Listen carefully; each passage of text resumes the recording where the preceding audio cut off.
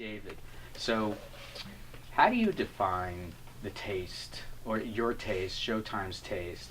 And we're talking about choosing talent and how our definition of talent has changed. Has your definition of what?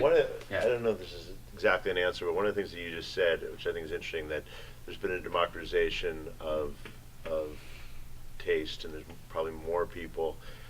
I think in a lot of ways in television we've gone the other way. It's been an undemocratization of, because when in the old days of television, the recent days of television, the more advertising based, which is a fairly strict formula of how many eyeballs you bring to your show, of what kind of eyeballs. Obviously, so demographics matter, but it's about every eyeball means a certain amount of money, and depending on who, how rich, how young, it's more valuable.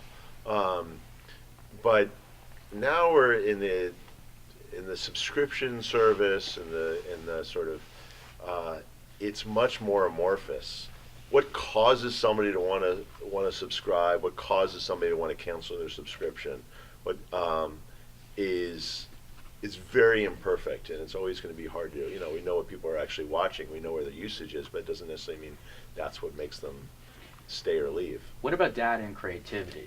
At the end of the day, and that's what makes the job fun. Is it's about like what's interesting, what seems interesting to me, and will be interesting to other people, and what's surprising, and what's following the herd, and what's setting out a new direction, and what is something that we can own that nobody else can own. And I'm sure it's remarkably similar to the process that you describe. And you're evaluating a couple things. It's not just talent. It's like who's got talent and who's got the eye of the tiger, like who's going to make it happen, which I'm sure is what you're talking about. You said that very clearly. Like some combination of talent, drive, the smarts to figure it out when they screw up, the drive to stay with it and make it happen when they run into obstacles, and who's going to be a crybaby and go home, try to avoid those people.